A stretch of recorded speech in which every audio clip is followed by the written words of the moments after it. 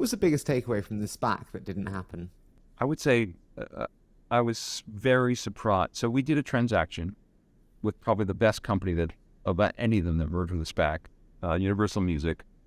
It was a super predictable, high quality business. We buy at a very attractive valuation. We gave up our warrants, which were the only sponsor economics we received to do the transaction. We committed $1,600,000,000 alongside the public shareholders. And the transaction had some complexity because we had to accommodate tax and other issues of the counterparty who was selling their interest in the company.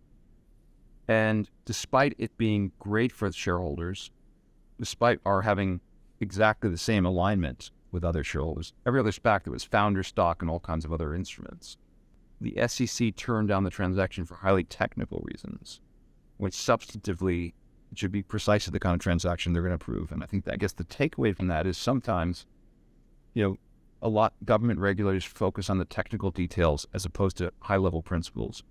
And I think they could, you look at Silicon Valley Bank, just to close the circle, right?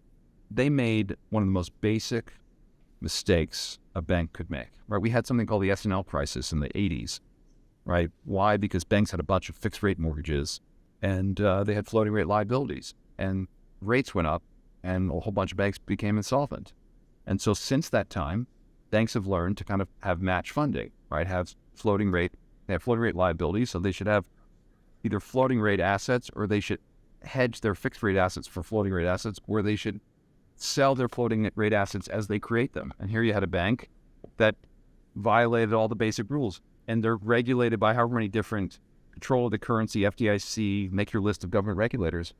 And this is like one of the simplest high-level things that you should check about a bank, and somehow that was ignored by the regulators, and they had to be focused on a bunch of technical stuff. So I think the long answer to the story is, if we had principle-based regulation where people focused on the big picture, it would be way more efficient, and I think we'd have way fewer bad accidents.